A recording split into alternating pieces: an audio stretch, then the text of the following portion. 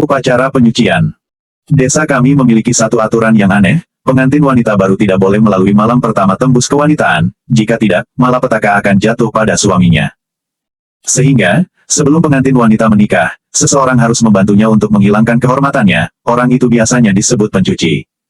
Dan aku adalah orang yang berprofesi sebagai pencuci. Bab 1 Pengantin. Tempat yang aku tinggal merupakan sebuah daerah pegunungan terpencil yang miskin dan termasuk daerah tertinggal. Di desa kami terdapat sebuah kebiasaan sejak zaman kuno, yaitu ketika malam pertama pernikahan, pengantin tidak boleh berdarah, jika tidak maka akan membawakan bencana bagi suaminya. Karena itu, seorang pengantin harus memberikan keperawanannya kepada orang lain terlebih dahulu sebelum acara pernikahan, yang biasanya disebut dengan istilah penyucian. Tetapi tidak semua pria boleh melakukan hal itu, di dalam desa hanya akan terdapat seorang pria yang dipilih oleh warga untuk melakukan hal itu kepada pengantin, dan orang ini akan disebut dengan pencuci. Namun sepanjang ini, usia setiap pencuci tidak akan panjang, karena terlalu sering berhubungan dengan banyak wanita, yang akan menyebabkan kesialan bagi mereka masing-masing. Biasanya mereka akan meninggal pada usia 40-an yang disebabkan oleh kecelakaan tak terduga. Sehingga, tidak terlalu banyak orang yang ingin menjadi seorang pencuci. Biasanya yang menjadi pencuci, adalah orang miskin yang tidak dapat menghidupi dirinya sendiri, dan berada di dalam kondisi yang tidak dapat menentukan apapun, mereka juga terpaksa untuk menjalankan pekerjaan ini. Karena setelah menjadi seorang pencuci, setiap keluarga di desa akan menyokong kehidupannya, agar lain kali orang tersebut juga dapat melakukan penyucian terhadap calon menantu mereka. Bahkan setelah selesai melakukannya, juga dapat menerima uang dari pengantin. Sejak kecil aku sudah kehilangan orang tua, ketika berusia 7 tahun sudah menjadi anak yatim, aku besar dengan memakan nasi yang dikumpulkan dari orang-orang di desa. Ketika aku berusia 18 tahun, pencuci di dalam desa kami tiba-tiba meninggal dunia, karena terkena sejenis penyakit aneh. Di dalam desa tidak boleh sehari tanpa seorang pencuci, jadi banyak pimpinan suku-suku besar di desa pun datang mencariku, agar aku dapat menjadi seorang pencuci. Mereka mengatakan aku besar dengan memakan nasi dari mereka, dan sekarang merupakan waktunya aku untuk berterima kasih kepada mereka. Aku sangat tidak ingin, tetapi jika aku tidak menerimanya, aku akan diusir dari desa, akhirnya aku pun menyetujuinya, akibat tekanan dari berbagai hal. Bagaimanapun orang miskin seperti aku, hidup juga tidak berguna. Daripada hanya sia-sia, lebih baik aku melakukan sesuatu yang dapat berkontribusi kepada desa kami. Bahkan, jika aku tidak menjadi seorang pencuci, gadis di dalam desa juga tidak akan ada yang mau menikah dengan aku. Daripada seumur hidupku hanya seperti ini, lebih baik aku menjadi seorang pencuci, yang juga dapat berhubungan dengan wanita. Setelah melakukan upacara di aula leluhur agung di dalam desa, aku pun dengan resmi menjadi seorang pencuci. Pada hari ke-7 setelah aku menjadi pencuci, tugas pertamaku pun datang. Keluarga Pota yang terbesar di dalam desa akan mengadakan acara pernikahan. Pengantin pria bernama Ahmad Pota, dan pengantin wanita bernama Seli Maharani yang merupakan salah satu dari 3 gadis tercantik di dalam desa kami. Usia Seli lebih besar 2 tahun dari aku, sejak kecil dia sudah merupakan sosok yang sangat cantik, tetapi dia juga sangat galak, dia sering menindasku, dan sangat membenciku, karena aku tidak mempunyai orang tua, yang tidak berbeda jauh dengan seorang pengemis. Dulu aku pernah mencuri timun yang ditanam oleh keluarga mereka, tetapi ditangkap oleh Seli. Aku pun dipukul olehnya, sampai mataku membengkak, dan hidungku pun berdarah. Tetapi yang paling keterlaluan adalah, dia melepaskan celanaku, dan memasukkan sebatang timun itu ke dalam pantatku.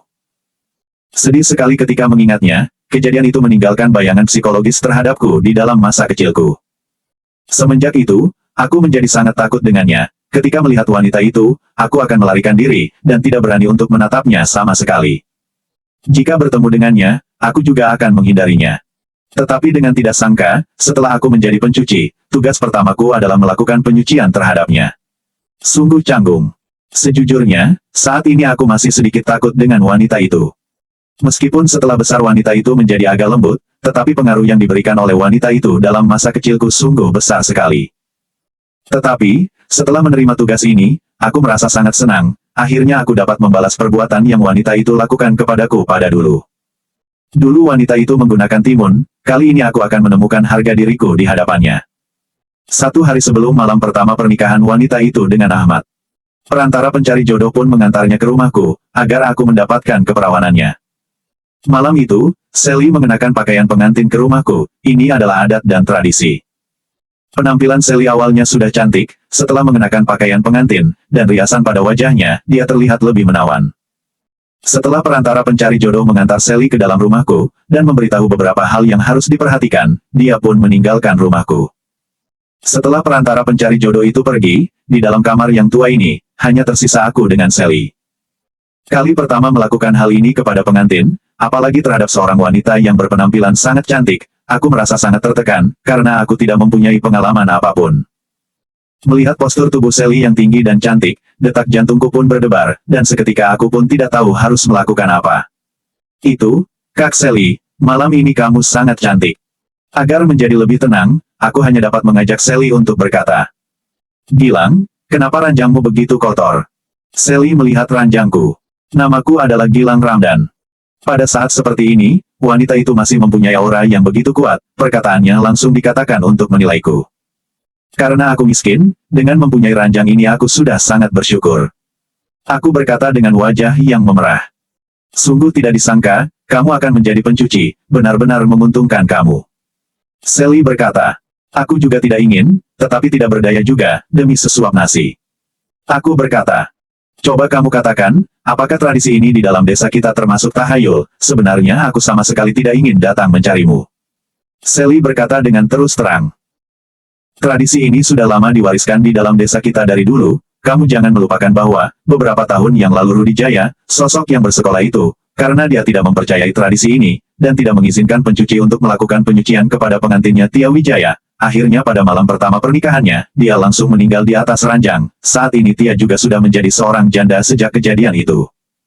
Aku takut kejadian itu akan terjadi pada Sally, jadi aku pun mengingatkannya. Masalah ini semua orang yang ada di desa mengetahuinya, tak terkecuali Sally. Setelah kejadian itu, tidak ada orang yang pernah mengambil resiko tersebut lagi.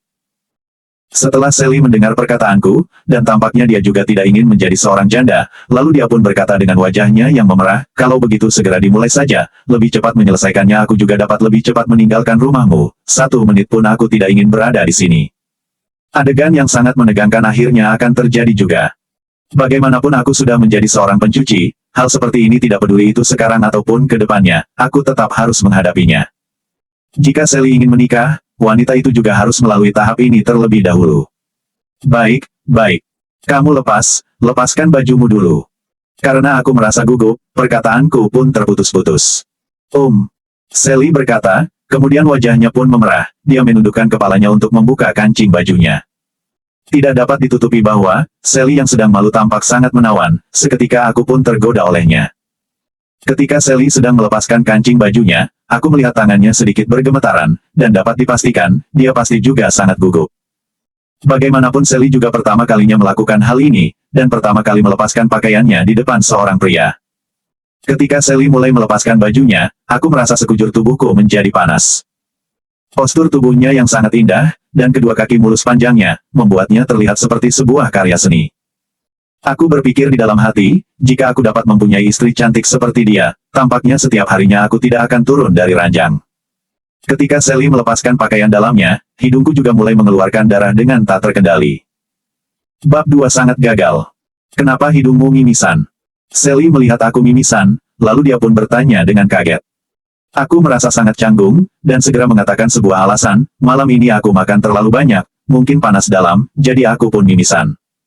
Orang seperti kamu juga bisa makan terlalu banyak, pergi membohongi hantu saja. Sally berkata dengan jijik. Aku menjadi semakin canggung, setelah menyeka hidungku dengan tisu, dan aku pun berkata, sudah jangan katakan lagi, kamu segera berbaring di atas ranjang. Dalam menghadapi wanita cantik seperti Sally, aku sedikit tidak sabar. Sally juga mengetahui dirinya harus melewati tahapan ini, jadi dia pun berbaring di atas ranjang, dengan memejamkan kedua matanya, dan tidak berani untuk menatapku lagi. Aku juga mulai melepaskan pakaianku dengan gugup. Setelah melepaskan pakaianku, aku naik ke atas ranjang dengan suasana hati yang sangat gembira. Sally merasakan aku sudah mendekatinya, sekujur tubuhnya pun mulai bergemetaran, kakinya menjadi sangat kaku.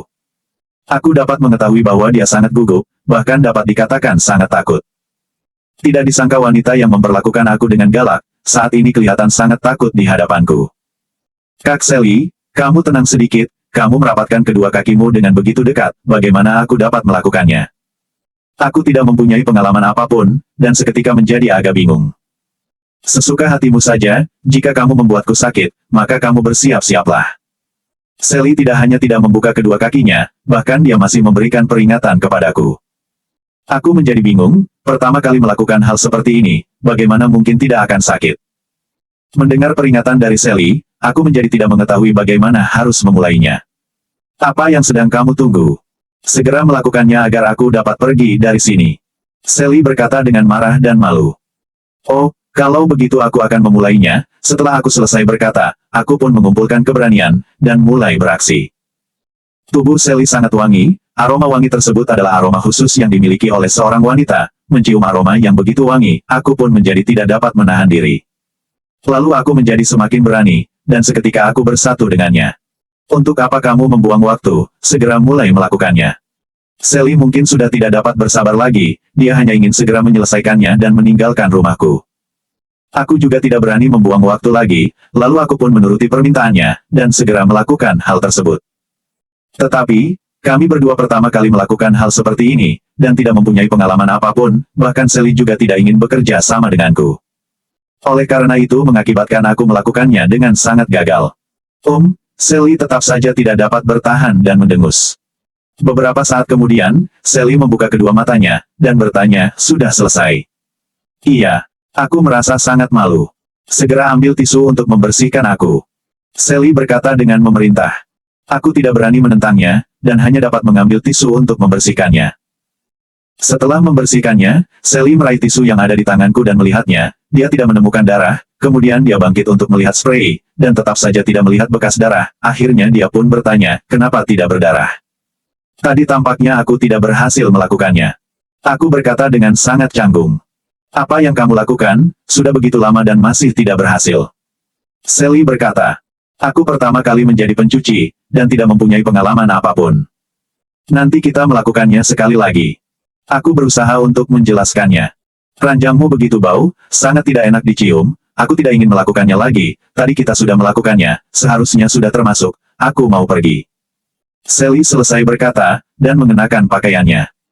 Aku selalu takut dengan Sally, melihat dia tidak ingin melakukannya lagi, aku juga tidak berani untuk memaksanya lagi, dan hanya dapat mengatakan, kamu yang tidak memperbolehkan aku untuk melakukannya lagi, tetapi aku katakan dulu, jika suamimu terjadi sesuatu, maka kamu jangan menyalahkanku. Diam, jangan mengatakan perkataan seperti ini. Sally berkata dengan marah. Seketika aku juga tidak berani untuk mengatakan sesuatu lagi. Kemudian, Sally berkata lagi, kamu menjadi seorang pencuci pada usia yang begitu kecil, jika mati juga kamu yang akan mati terlebih dahulu, kamu mulai menantikannya saja. Aku berkeringat. Sally sudah selesai mengenakan pakaiannya, lalu dia meninggalkan sebuah amplop, dan langsung pergi. Setelah Sally pergi, aku pun membuka amplop itu, isinya 400.000, sungguh banyak sekali.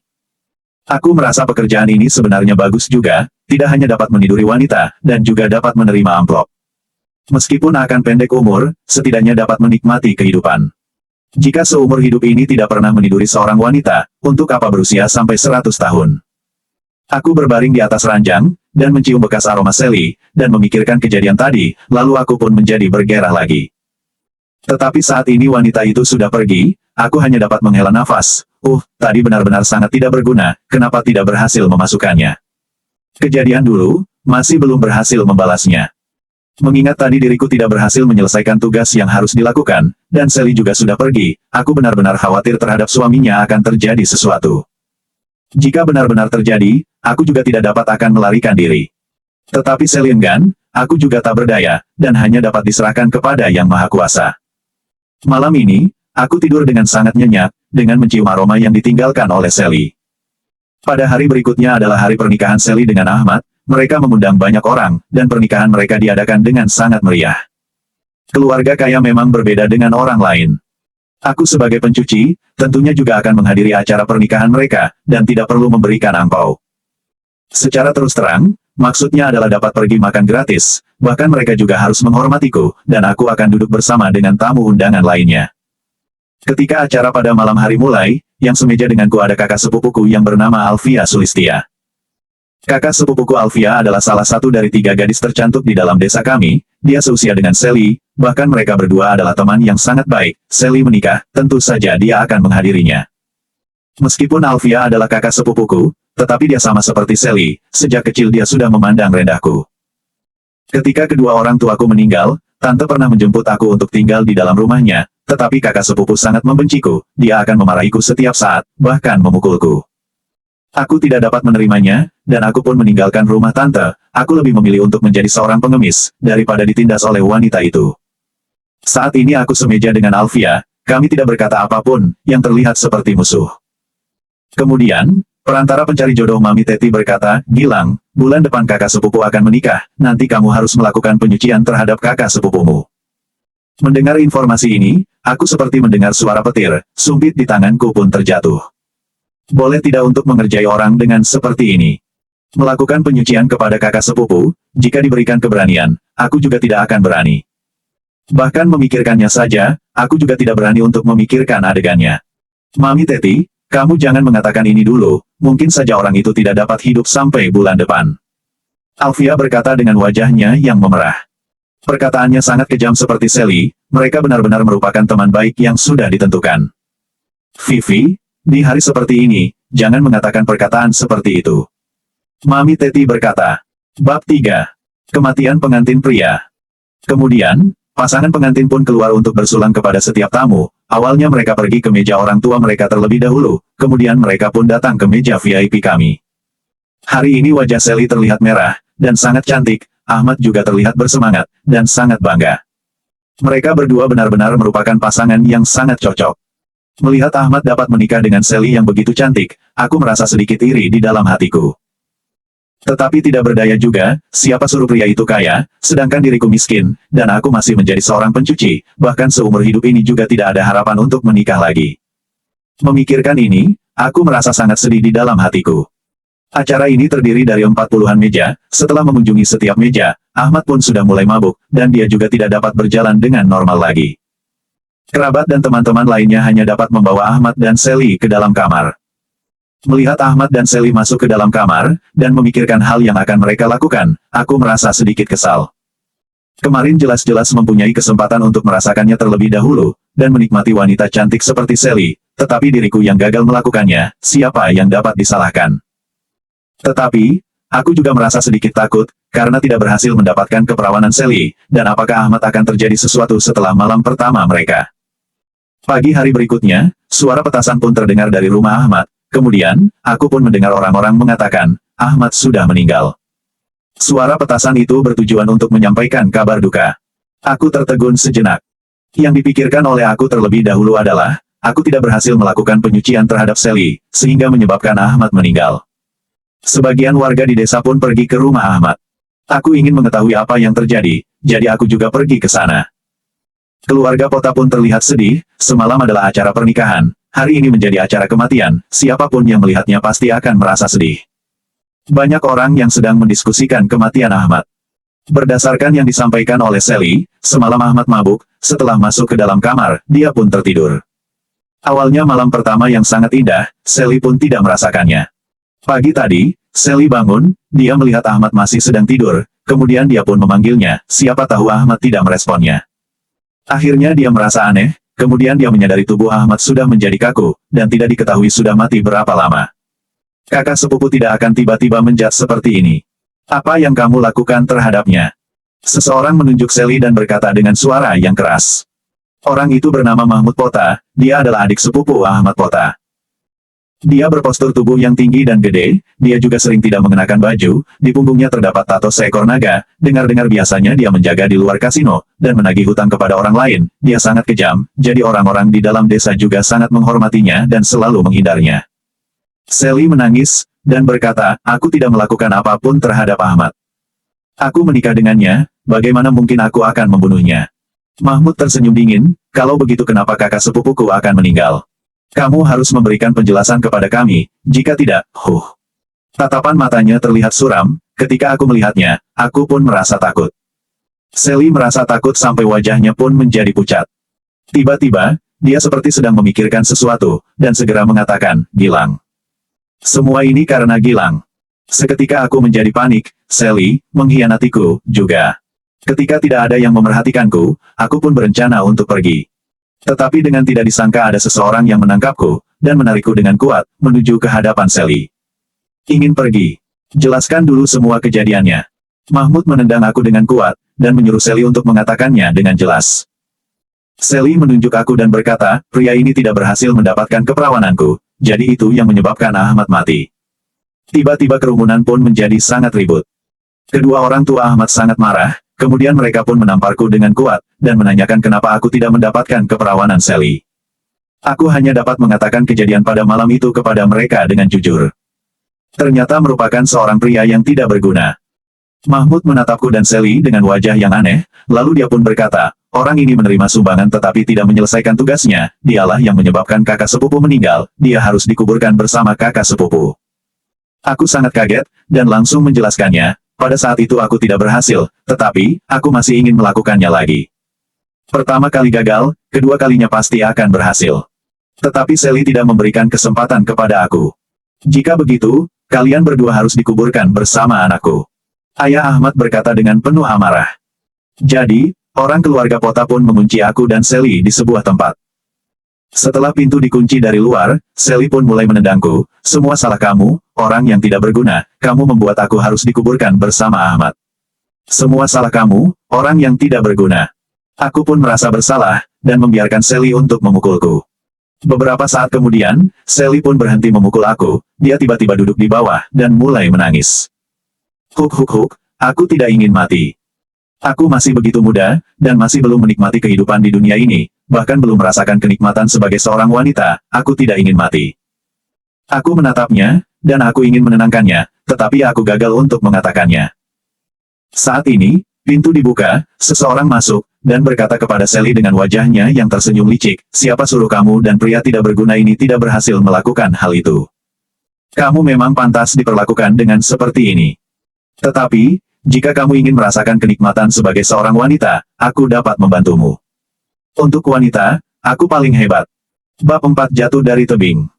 Aku mengangkat kepalaku untuk melihatnya, ternyata adalah Mahmud.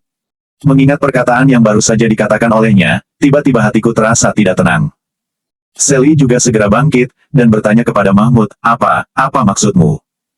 Mahmud berkata, tadi bukannya kamu mengatakan kamu belum merasakan kenikmatan sebagai seorang wanita. Ini aku dapat membantumu. Membantuku. Sally memikirkannya sejenak, setelah mengetahui maksud dari Mahmud, dia pun berkata, aku tidak mau. Ingin meniduriku? Tidak mungkin. Kamu membiarkan aku untuk menidurimu, bisa saja aku dapat membujuk pamanku, untuk melepaskan kamu. Mahmud berkata, iya. Mata Sally tiba-tiba bersinar, tampaknya dia tidak ingin mati juga. Tentu saja. Mahmud pun berjalan mendekati Sally dengan matanya yang terlihat licik. Aku merasa sedih di dalam hatiku, wanita cantik seperti Sally akan ditiduri oleh Mahmud. Keperawanan Sally seharusnya adalah milikku, siapa sangka aku tidak berhasil mendapatkannya, bahkan Ahmad juga tidak mendapatkannya, sebaliknya membuat Mahmud mendapatkan keuntungan. Mahmud melirikku, dan berkata, biarkan aku tunjukkan kepada kamu, apa itu seorang pria. Sambil berkata, Mahmud pun mulai ingin melepaskan celana Sally. Sally tiba-tiba mendorong Mahmud dan berlari menuju luar. Kurang ajar.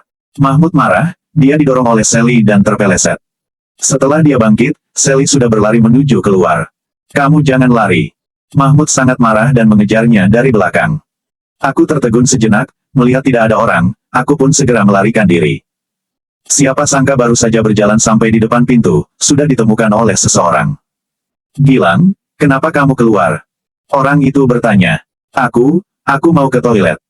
Sambil berkata aku pun berjalan dengan cepat menuju ke arah toilet. Setelah berjalan tidak terlalu jauh, aku pun mendengar seseorang berteriak di belakang, Gilang, kamu jangan lari. Aku pun terkejut, dan segera berlari dengan cepat. Kemudian terdapat beberapa orang yang mengejarku dari belakang. Pada saat ini adalah pagi hari, terdapat banyak orang yang ada di desa, jika mereka mengeliling aku, dapat dipastikan aku tidak akan bisa melarikan diri. Melihat orang yang mengejarku dari belakang semakin mendekatiku, aku pun berlari menuju ke arah gunung. Selama bertahun-tahun, aku sering berburu di atas gunung, dan juga sering memetik jamur dengan buah liar di sana untuk mengisi perutku. Tidak ada orang yang lebih mengenali gunung itu selain aku yakin sekali ketika aku sudah sampai ke puncak gunung, mereka jangan berharap akan dapat menangkapku. Benar saja, ketika aku mulai memasuki kawasan gunung, orang-orang itu tidak mengejarku lagi, dan mereka pun langsung berbalik untuk pulang. Aku berencana untuk berada di atas gunung selama 2-3 hari, sampai Ahmad dikebumikan. Tiba-tiba, aku mendengar suara dari atas gunung, aku pun mendengarnya dengan fokus, sepertinya adalah suara Sally. Aku merasa ragu, kemudian aku pun perlahan mendekati tempat suara itu berasal. Setelah mendekati tempat itu, aku sangat kaget, aku melihat Mahmud sedang menindih selfie. Lepaskan aku. Beraninya kamu untuk memperlakukan aku dengan seperti ini, aku adalah kakak iparmu. Sally berkata, hehe, bukannya kamu belum berhubungan badan dengan kakak sepupuku. Bagaimana dapat dikatakan sebagai kakak iparku? Jika kamu menurutiku, aku dapat menjamin kamu tidak akan mati. Mahmud mengatakannya dengan sambil hendak melepaskan celana Sally.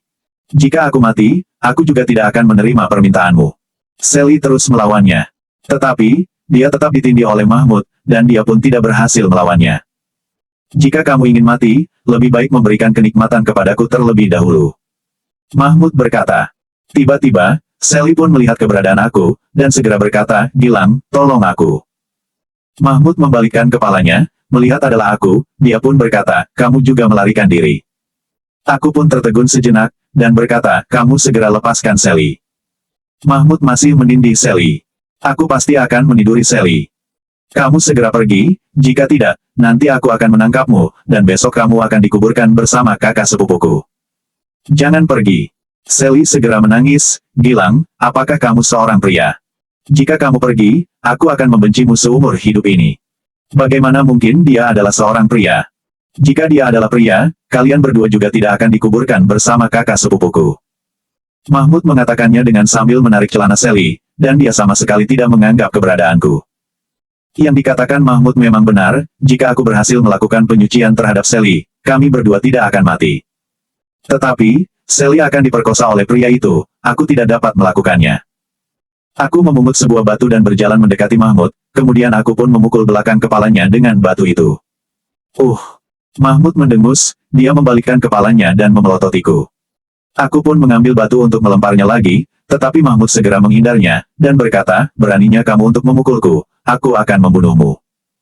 Aku mengetahui diriku tidak dapat melawan Mahmud, melihat dia mulai bangkit, aku pun mengambil batu untuk melemparnya lagi, lalu aku berkata, Sally cepat lari.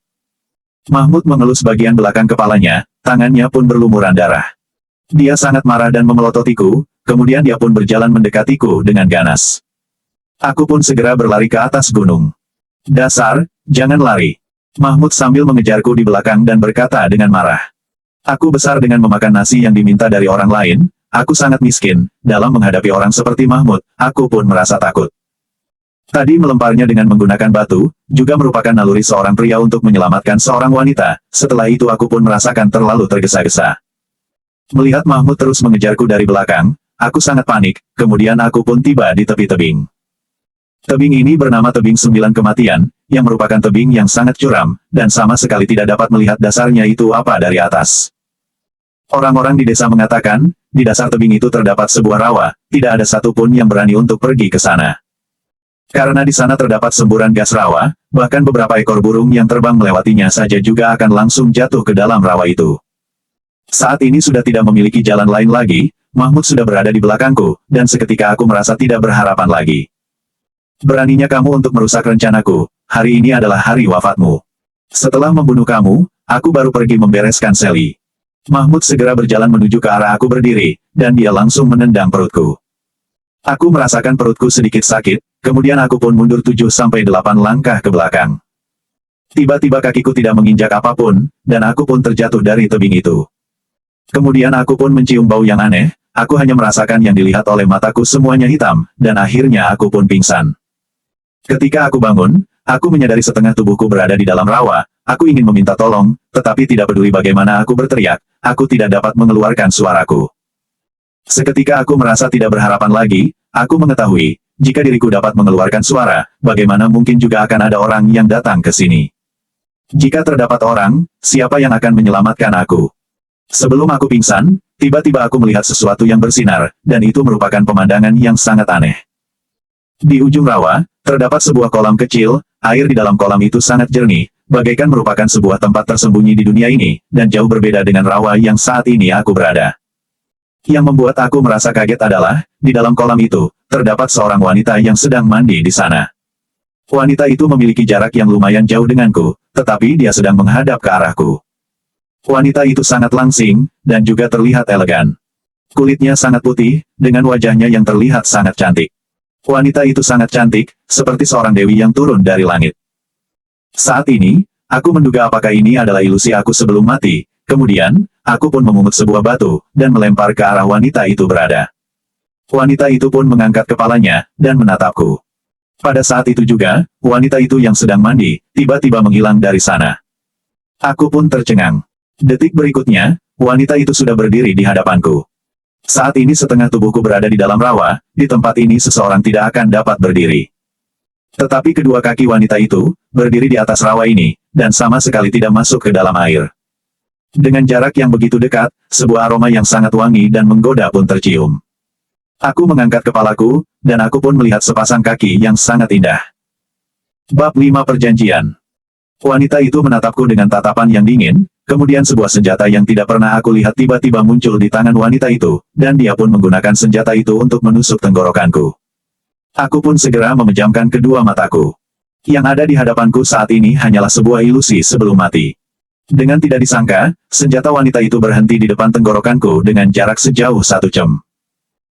Wanita itu menatapku dengan tatapan yang sedikit terkejut, dan tersenyum. Tidak disangka di dalam kondisi yang buruk seperti ini akan terdapat orang seperti kamu yang terdapat keterampilan bawaan sejak lahir. Kamu adalah orang biasa, dan telah melihat aku tanpa mengenakan pakaian apapun. Seharusnya kamu harus dibunuh olehku, tetapi saat ini melihat kamu memiliki keterampilan bawaan sejak lahir, aku tidak akan membunuhmu. Kita berdua membuat sebuah perjanjian, aku akan memenuhi keinginan kamu yang belum terpenuhi. Aku hanya menganggap yang sedang terjadi saat ini adalah sebuah ilusi. Aku pun mengulurkan tanganku, dan menggigit jari tengahku, kemudian berdasarkan perkataan wanita itu, aku pun meletakkan jariku yang berdarah di tengah dahi wanita itu. Ketika menyentuh dahinya, aku merasakan kulitnya terasa sangat lembut, seolah-olah semua ini bukan merupakan sebuah mimpi. Berdasarkan perjanjian yang dikatakan oleh wanita itu pun bertanya, apa yang kamu inginkan? Aku hanya berkata, aku ingin menjadi lebih kuat, lebih kaya, dan tidak perlu ditindas oleh orang lain lagi. Wanita itu berkata, permintaanmu terlalu banyak, hanya boleh terdapat satu permintaan. Aku berpikir, bagaimanapun aku sudah terbiasa dengan kehidupan yang miskin. Kalau begitu aku ingin menjadi lebih kuat. Baiklah sesuai keinginanmu. Setelah selesai berkata, wanita itu pun berubah menjadi sinar putih dan masuk ke dalam dahiku. Sekujur tubuhku bergemetaran, seperti kesetrum listrik, dan mataku pun jadi kabur. Beberapa saat kemudian, mataku pun perlahan pulih. Wanita itu menghilang, melainkan aku, yang masih tetap berada di dalam rawa. Apakah tadi aku sedang bermimpi? Aku pun keluar dari rawa itu dengan sekuat tenagaku, melihat tubuhku sangat kotor, aku pun memutuskan untuk membersihkannya di dalam kolam itu. Kolam itu sangat dalam, dan jernih. Aku pun meminum air kolam itu dengan tidak dapat bertahan, airnya terasa sangat manis. Tidak disangka air di dalam kolam ini begitu enak untuk diminum, aku pun meminumnya dengan sepuas-puasnya. Kemudian aku pun mulai membersihkan tubuh dan bajuku, lalu aku pun memikirkan bagaimana aku bisa naik ke atas. Aku pun mengangkat kepalaku, tebing yang sangat curam, seperti potongan pisau, bahkan sangat tinggi. Bagaimana aku bisa naik ke atas? Sulit sekali. Kamu belum mencobanya, bagaimana kamu akan mengetahuinya? Tiba-tiba suara yang sangat merdu terdengar. Ini adalah suara wanita yang tadi. Aku melihat ke sekeliling, dan tidak menemukan siapapun. Kamu itu siapa? Aku bertanya.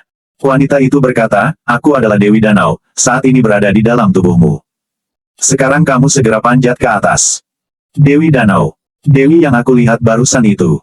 Kenapa dia akan berada di dalam tubuhku? Kamu tidak perlu memikirkannya, kedepannya aku akan menjelaskan masalah ini kepadamu. Tidak boleh berada di tempat ini terlalu lama, kamu segera naik ke atas. Suara Dewi Danau terdengar lagi. Aku berjalan menuju ke bawah tebing dengan curiga, dan aku pun mulai mencoba untuk memanjat ke atas. Siapa sangka, ketika memanjatnya aku sudah memanjat setinggi 4 meter. Kemudian, aku seperti seekor cicak, aku memanjat ke atas dengan kecepatan yang sangat cepat, dan seperti sedang berjalan di jalan yang datar, akhirnya aku pun sampai di atas tebing. Benar saja aku sudah menjadi kuat. Aku pun merasa sangat gembira. Mahmud, aku tidak akan takut denganmu lagi.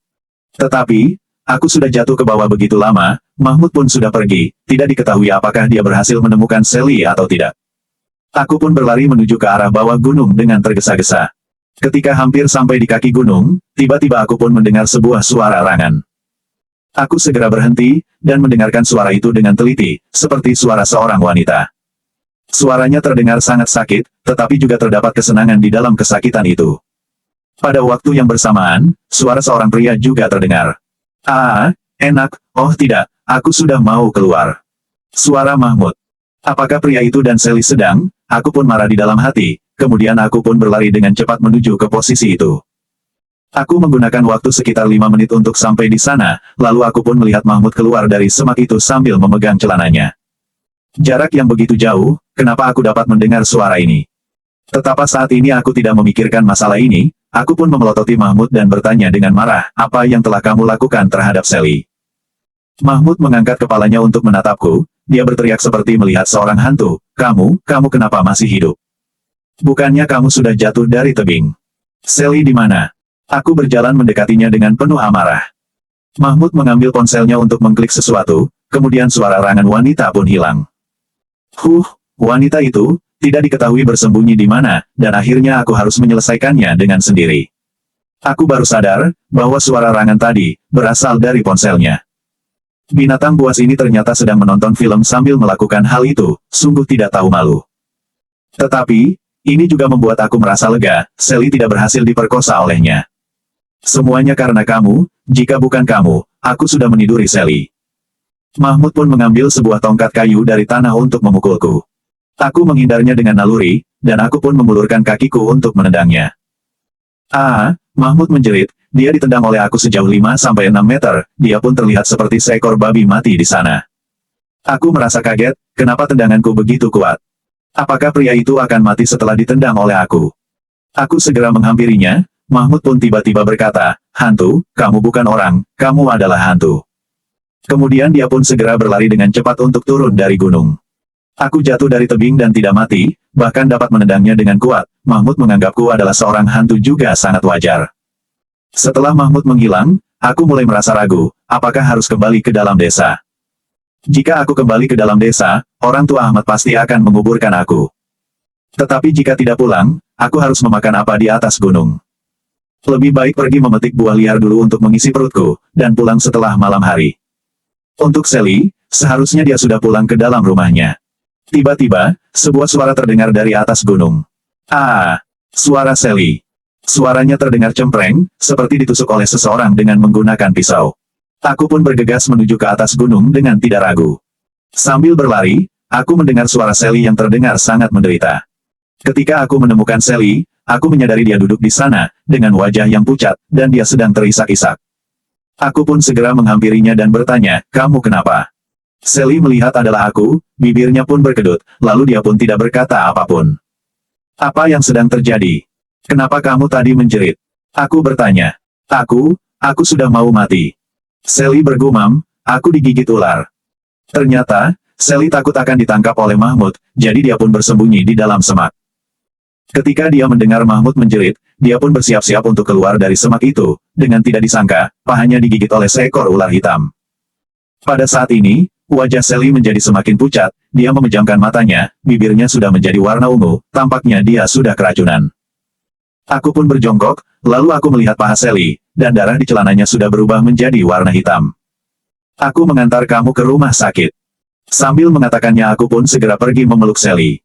Sally mendorongku, dan berkata dengan sangat lemas, sudah tidak sempat lagi. Aku merasa sangat lemas. Aku sudah mau mati, aku tidak ingin mati, Segera menghisap racunnya. Suara Dewi Danau tiba-tiba terdengar di samping telingaku. Baik. Aku berkata kepada Sally, kamu segera berbaring, aku membantumu untuk mengeluarkan racunnya. Sally menatapku, dan tidak mengatakan apapun. Aku pun membaringkan Sally, dan melepaskan celananya.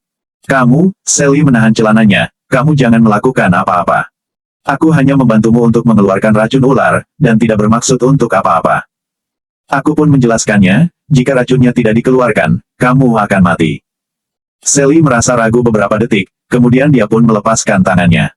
Aku pun membuka celana Sally dengan cepat. Gerakanku terlalu kasar, dan membuat Sally terus berteriak untuk menghentikannya. Ketika melihat bekas luka yang ada di paha Sally, aku pun menarik celana dalamnya ke atas lututnya. Bersambung.